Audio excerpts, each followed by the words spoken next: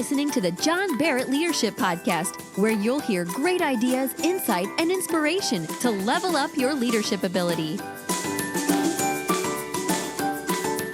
Hey guys, it's John Barrett. So good to have you here on the John Barrett Leadership Podcast, where we are going to help level you up so you don't level out in your influence and your impact. So good to have you here. Hey, listen, if you don't have a leader guide, make sure you go to johnbarrettleadership.com. Go get the leader guide for each episode of this podcast. It's got some of the content that you can follow along with, some fill in the blanks, and all that. So I'd love for you to go through that, or maybe go through it with your team to listen to this podcast together, take some notes, have some discussion around these topics that we cover. So it's been great to hear great feedback from everybody on how the podcast is going and how teams are using this and individuals are using it in their growth plan, and just doing everything they can to level up in their leadership ability. So today, I want to jump into this content. We got a lot to cover today, and I'm very excited about this one. How to hold your team accountable. Now, this is a big deal. Accountability is critical. If you are going to have great performance from your team members, if you're going to have a great organization, you have got to bring accountability into the mix. There is no progress without accountability. You've got to have it. Listen, most performance problems occur because of a lack of accountability. I mean, it is the fault of the leader many times of why people aren't performing, because they're not holding people accountable. And it's not their fault. Now, listen, I'm not saying it's never their fault, but unless you are bringing accountability, you can't cast blame on your team or those around you if you're not providing feedback, if you're not providing an opportunity to hold them accountable. We all need accountability. And I'm not talking about babysitting or, micromanaging people and all that. No, that's not accountability. I mean, accountability is a great thing, is a needed thing. In fact, it is a necessity in your organization. We all need accountability. So this isn't, don't believe the myth that it's some babysitting or grown adults should be able to be accountable. Listen, we all need it because we need somebody that's drawing out the best from us, giving us feedback and helping us. In fact, if you're not seeing your team grow, you've got to look in the mirror and ask yourself, am I holding them accountable? Am I doing the job that a leader is supposed to do for my team? Now, many people don't do this. And there's a lot of reasons for it. I just want to kind of talk about a few of why people don't hold others accountable. And the reason that so many people don't do it is, one, it's hard. This is hard stuff. This isn't easy. It's a lot easier just to duck your head, put your head down and go and not worry about everybody else and not develop them and all that. But this is hard stuff. But you're never going to get the best out of people until you do the hard stuff. Also, it's uncomfortable. It's not easy for a lot of people to bring accountability and give them feedback and all that. So it's uncomfortable. So if you're, kind of don't like that, don't be like being pushed out of your comfort zone, then listen, you'll avoid it. But it is going to backfire on you and the people around you. They're never going to be as good as they could, and you're never going to be as good as you could as a leader, because you are not allowing yourself to get uncomfortable in getting out there. Sometimes you got to get comfortable with being uncomfortable as a leader. Another reason, it's awkward. It's hard. People don't know how to do this. I mean, they're just kind of fumbling through it. They don't know how to approach accountability. They're not really sure how to do this. And as a result, it's confusing. They don't know how. It's awkward. And they're just not understanding. And I'm going to help you today with that. This whole podcast today is designed to help bring some clarity, to remove the awkwardness, because you have a framework on how to hold people accountable in your team, on your team. So I'm going to give you some great stuff. Now listen, feedback is essential for performance. People have to have feedback on how they're doing. You cannot assume that people understand how they're doing if they're not getting feedback from you. In fact, feedback is the most important piece of communication. I heard this the other day from a mentor on a podcast, Thomas Gitz in Wired.com. He talked about this in Garden Grove, California, years and years ago. They were having problems in the school zones because people were speeding. And they needed to slow it down in order to get safety around the school zone. And they did everything they could, but there was no change. I mean, they put signs up that said, please slow down, and put the speed limit and all these kind of things of where it was. And it didn't do anything. So in 2003, they decided to put up speed displays. You know those things when you drive by and it tells you your speed? It actually clocks you and tells you how fast you're going. They did that. And this is crazy. Listen, feedback came in real time, and it changed the whole game. Everybody started abiding by the rule, and they saw a huge difference in the school zones, all because they put up the speed displays that gave people feedback on how fast they were actually going. Now, that's fascinating to me. What a study. I mean, signs didn't do it. The speed limit, even putting that and posting it, didn't change behavior. What changed behavior? Feedback in real time. You see, they already had speedometers. They could look down and see how fast they were going, but the external feedback changed everything. When they were able to look up and see an external source give them feedback on what their speed was, they began to slow down. I think that's so fascinating. And I think it goes to show that feedback is an essential piece of changing behavior and of getting good results. Now, think about this thing. A torpedo technology, right? The internal guidance system, the IGS is what they call it. A torpedo, the technology of a torpedo to lock in on its target is so fascinating.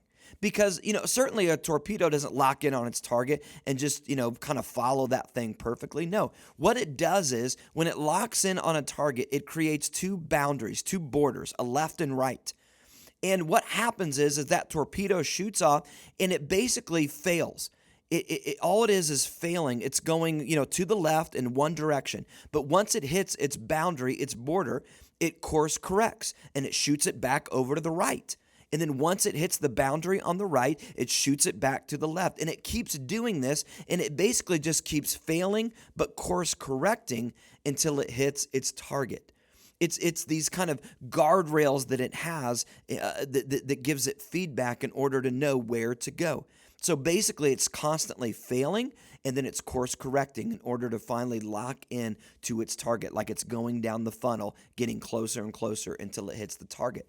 And this is how accountability has to work. In fact, I'm going to talk about a whole kind of framework that I've come up with. I have put this together over years and years of working with teams and working with individuals, 20 years of doing this. And I've put together a unique kind of specific framework that it's going to help you so much. And I call it the guardrails of accountability. All right, this is going to be huge. You're going to get so much. All right, here we go. If you want people to stay in the path of progress, if you want them to do that, then you've got to give them the guardrails of accountability. Just like on a road, think of a one-way street. We want people to take a one-way route to progress. We want them to stay in the path of progress. We want them to move forward. We want them to keep advancing and developing and stay in the zone. But in order to do that, if you're going to keep people moving forward in better performance and in pulling out the best from them, you have to create the guardrails of accountability on this one-way road to progress. You've got to create these things. Now, the two guardrails, the left and the right side, so to speak, the two guardrails of accountability are encouragement and correction. Let me say it again. The two guardrails that you've got to provide feedback on is encouragement and correction. And it can't be one and not the other. It has to be both. You've got to provide encouragement and or correction at times. And you need to be doing two of these things. Now, listen to this. Let's break down encouragement. People need to know when they're doing well. They've got to hear it. You can't assume. I hear people say this all the time. Well, no feedback must mean it's all good and it's approval. No, do not assume that people don't need to hear that. It's kind of like in a relationship saying, well, I don't need to tell you that I love you. You should just know. And if I have a problem, I'll let you know. And that means that, I don't love you. So if you don't hear anything, just know that I love you. Now, that's terrible in a relationship. That's never going to work. People need to hear it. People need encouragement. Listen, encourage means to put courage into someone.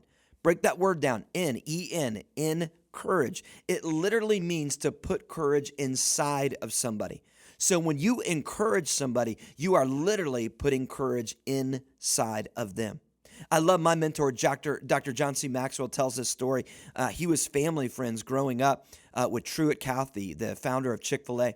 And his dad was friends with them, so he grew up around Truett and Dan Cathy and the family. And John never forgets when he was young, they were having dinner together, their families.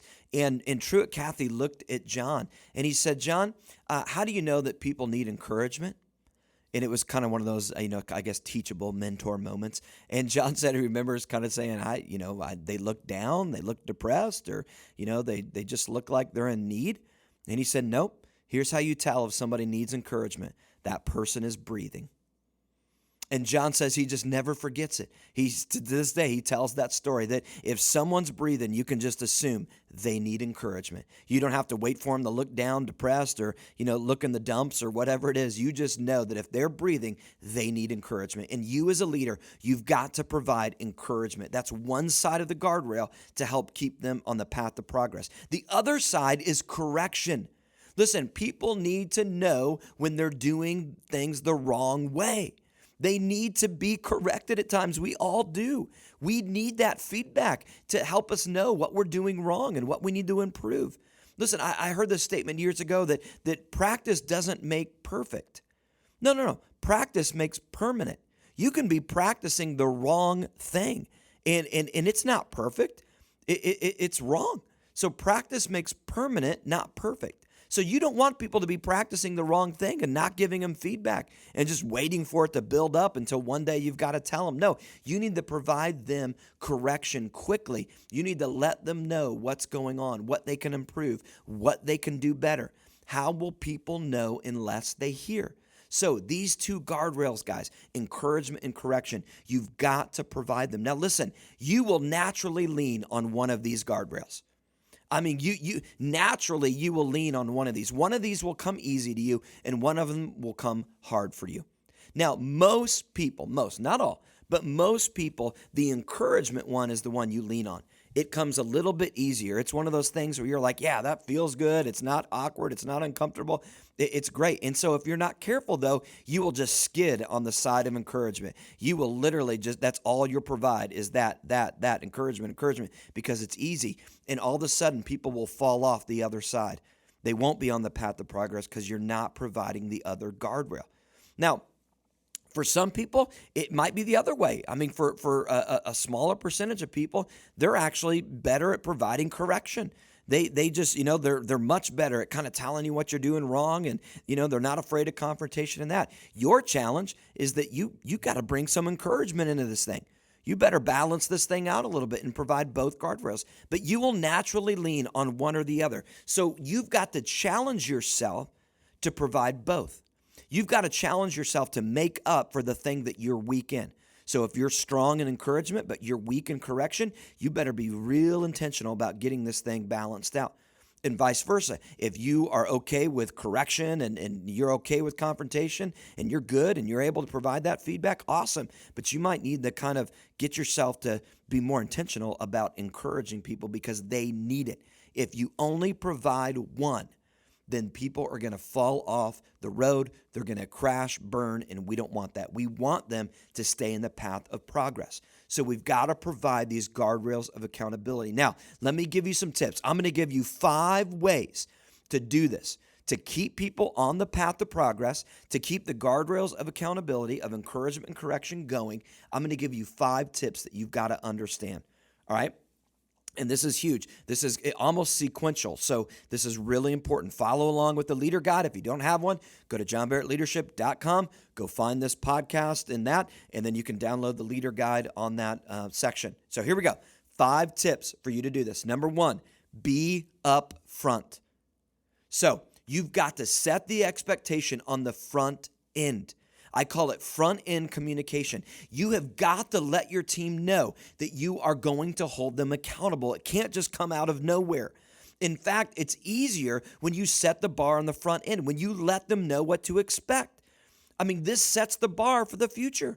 It keeps it developmental and not emotional. If you just randomly come out and are holding people accountable without letting them know that you're going to be doing this thing and you're going to be committed to it, then it can come across as kind of reactional. They'll dismiss your feedback because it'll be perceived as reactional. Like, oh man, you must have woke up on the wrong side of the bed today. Man, their boss must be coming down on them because they're coming down on us. They'll dismiss it. And it's that front end communication that softens the correctional component of this thing. The encouragement one's pretty easy, but it's the correctional one that it'll soften this a little bit in a good way. All right. So you've got to let your team know. You need to say something like this. In your next meeting, you might come and say, listen, guys, I just want you to know I've been learning about this. I've been realizing that accountability is so key for us to keep moving forward. I want us to be our best as a team. And so I'm going to be committed, guys, to giving you feedback. I'm going to be committed to give you encouragement and correction when it's time. So understand that I'm ready to do this, and I'm going to be following up. I'm going to be communicating with you. So be ready for it. Listen, when you do that, when everything's okay, it's going to appear very strategic. It's going to come across good, not reactional in the moment. Like, boy, you're really upset, and all of a sudden you're providing this correctional feedback. No. You've got to be upfront. Also, here's what it does. It keeps you accountable to provide the feedback. When you let your team know that they can expect that moving forward, it kind of makes you accountable then to provide the feedback. I mean, who wants to come and say to the team, guys, listen, I'm committed to this. I'm going to give you feedback. I'm going to be upfront with you. Let's do it for the betterment of the team, all that good stuff. Now you're accountable. If you don't do it, now you're going against what you said you're going to do. So listen, provide feedback. Listen, one of the things I challenge teams to do, I have a saying that everybody's got to be committed for this. They've got to be bold enough to say it and humble enough to receive it. So when you provide feedback, whether it's to your team or maybe it's even kind of lateral feedback to coworkers and peers, or maybe it's even feedback above you or whatever it is. Listen, everybody has to take a commitment to be bold enough to say it, but humble enough to receive it. And when everybody is bold enough to say it, and everybody knows that everyone's going to be humble enough to receive it, we have a great culture of communication, of feedback. So be upfront. Tell them, guys, listen, I'm going to be bold. I'm going to give you feedback. I need you to be humble to receive it and know that it's not coming from a place of coming down or whatever it is, but it's so that we can stay in the path of progress and be the best that we can be. So be on the outlook over the next few months, over the next 6 months, or whatever it is. I'm going to be providing a lot of feedback, guys, on this accountability. All right, so be upfront. Number 2, be quick. Lead with speed, right? That is a saying you're going to hear from me all the time. Lead with speed. Listen, you've got to provide quick feedback. The longer time passes, the less accountable we feel for it. So the longer time passes over the infraction or whatever it is that happened, the less accountable we feel about it. All right, so this is important. If you let it go, you'll miss an opportunity. If you let it wait for too long, even encouragement, if you don't provide encouragement really quick, then we don't really feel it as much. I mean, it might feel good, but it feels a lot better when it's fast in real time. Same thing with you when you're bringing correction. If you let it go, listen, here's the excuse we make. If 3 weeks or 4 weeks have passed by and you've not given us any feedback, then and all of a sudden you come up and you start telling us that we need to correct this. We're like, oh, that was forever ago. Why are you talking about that? That's yesterday. That was in the past. I'm not like that anymore. I won't do that anymore. I mean, we make excuses. So you don't want much time to pass when you provide feedback. And you want to shoot for a 1-to-1 ratio. That means that as soon as something happens, you address it. So if you need to encourage it, you do it immediately. If you need to correct it, you do it immediately. Don't let this build up. This can't be a 5-to-1 or a 10-to-1. You can't let this thing build up, especially when it comes to correction, right? I mean, we've all been there. When somebody, think about this in a relationship that you're in. You've gotten in an argument. All of a sudden now, it was one thing that happened and you're having this kind of argument or whatever, and all of a sudden now we're bringing up things from 6 months ago, 1 year ago, 3 years ago. You're always like this. You've always been like that. And it's like a 20-to-1 ratio, right? And I mean, it just goes off the rails. It is bad news. Listen, you can't unload on people. It's too overwhelming. So don't just let this thing build up, especially when it comes to correction. You need to provide a 1-to-1 ratio. And listen, do not save it up for a performance review. Do not do it. This drives me crazy, guys, when people literally, they'll wait. They'll keep an archive of this stuff. And then a 6-month performance review, they'll unload on someone. Well, here's all the things you need to start doing better. And here's a correct. And it's like, whoa, it's overwhelming. It's too much. No, you need to do this in real-time feedback. Remember that speed display? It's got to be real time in order for it to create change. So lead with speed. Always lean on quick communication. Listen, public praise, private correction. All right, so if it's praise, public praise, go for it. That's good. But when it's correction, kind of do it privately. Not every time. Sometimes it's good to have public correction and things like that. But it is a general rule of thumb, public praise, private correction. You want to move quick, lead with speed. As soon as it happens, after that meeting, before you go on to the next meeting, you send that person a message, hey, I need to connect with you real quick, or pull them aside and say, hey, listen, I just want to talk real fast about something that happened in that meeting that we need to correct. Or, hey, this was great. You did incredible on this, and tell them immediately. 1-to-1 ratio. All right, number 3, be specific. It's in the details. Listen, don't be vague. Vague feedback produces vague results. You got to be helpful. And when you're specific, it's helpful. It helps to coach and develop people. So you got to be specific. You can't just say things like, hey, listen, like on the encouragement side, hey, you did a really good job communicating. Okay.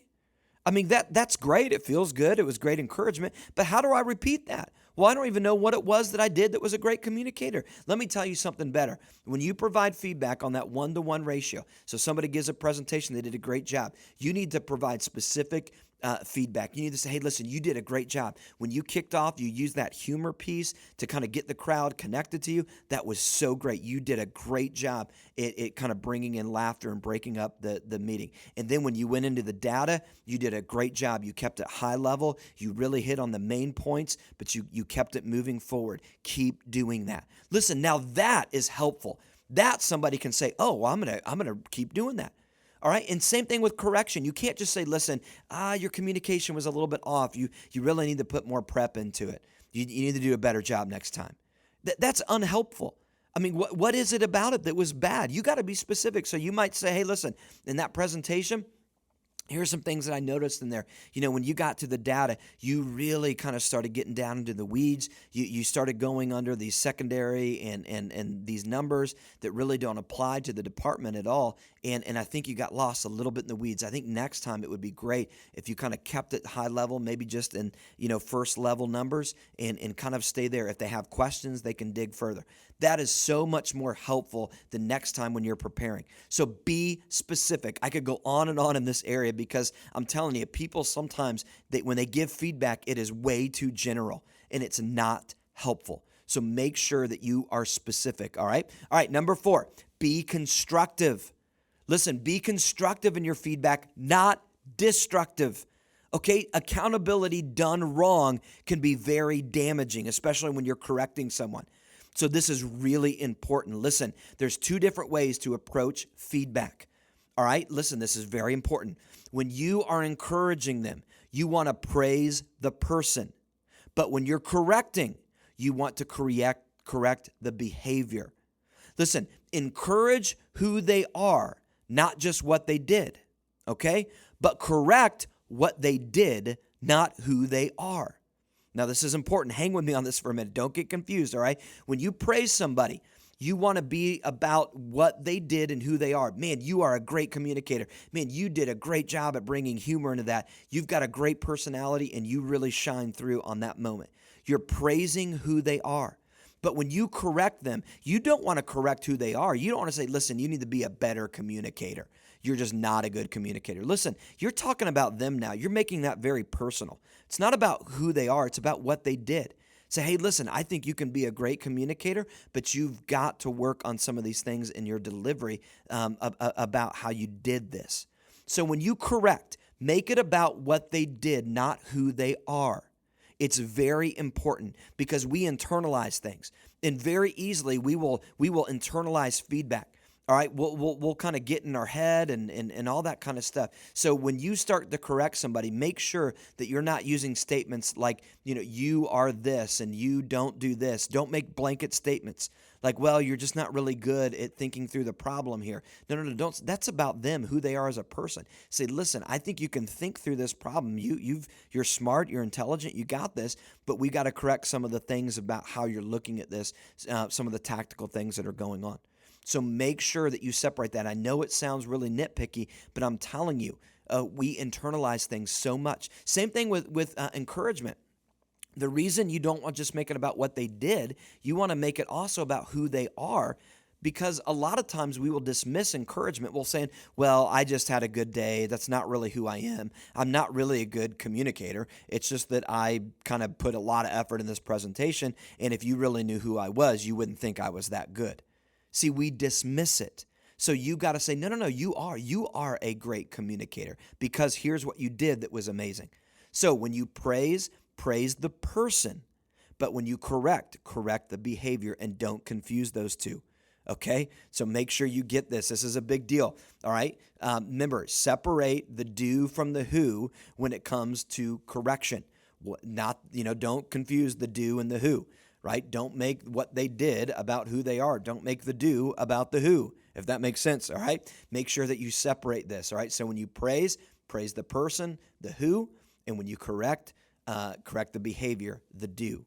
Got it? All right. This is, I wish we could stay a little bit longer on this to unpack that. It's a little more psychology. It's a little bit more into there, but I'm telling you, if you're going to be constructive, not destructive, you've got to remember to do this the right way, to praise the person, but correct the behavior. All right, and don't confuse those two. All right, last one is this. Number 5, be expectant. That's right. Set future expectations moving forward. So when you give people accountability and feedback and you're on those guardrails, set the expectation moving forward. Give people a target to shoot for. Be very specific as well here. No vague expectations moving forward. Right? I mean, you got to make sure that when you say, hey, listen, great job on the presentation. Your humor in the beginning was so good. When you got into the data, you kept it high level. This is so good. Listen, when you go into that presentation next time, just repeat that. That was so good. Remember to keep it high level there. I think if you bring in humor again, just like you did, it's going to be great moving into the future. So do that next time. Right? You're setting an expectation, but vice versa, when you're correcting them, make sure that you say, hey, listen, next time we do this, remember that this is how we're going to do it. We're not going to get into the weeds. We're not going to kind of get into these secondary and third level numbers here that doesn't really apply to the rest of the team. Make sure that you keep it up here, okay? So next time, stay up there high level. Don't go secondary, right? That is an expectation for the next time. So make sure that when you leave that conversation, you don't just provide feedback and say, well, here's what it was. Okay, see you later. Right? No, you set a future expectation and you work with them. Listen, better yet, get them to engage in the future expectation. Like lead with questions like we've talked about on here before, right? Ask them their input. Say, listen, what can we do moving forward to repeat what you did? That was such a great presentation, or that was a great thing that you did here. How can we repeat that moving forward? Get them to give you some expectations of what they can do to internalize this. Same thing with constructive feedback, right? With correction. Hey, what can we do next time to make this better? Get them to give you some of their expectations moving forward so that they learned and they internalize. And I'm telling you that if you'll kind of complete and close this loop with setting future expectations, then you can go back to the guardrails of accountability. Next time something happens, you can give them encouragement or correction. Say, hey, listen, great job. You did exactly what we talked about last time. When we had that accountability conversation about the presentation, you nailed it. You did exactly what we said to do last time, and you fulfilled it. Or if you've got to correct it again, you go back to the drawing board and say, hey, listen, we talked about this. We were talking about how we were going to correct it, but we're right back here in the same boat. So what are we going to do moving forward? All right, so the guardrails of accountability. I'm telling you guys, if you'll utilize this as a framework, it is going to be so helpful. All right, encouragement, correction. You always use those two one-to-one. All right, listen, remember to follow all these steps. Be upfront, be quick, be specific, be constructive, be expectant.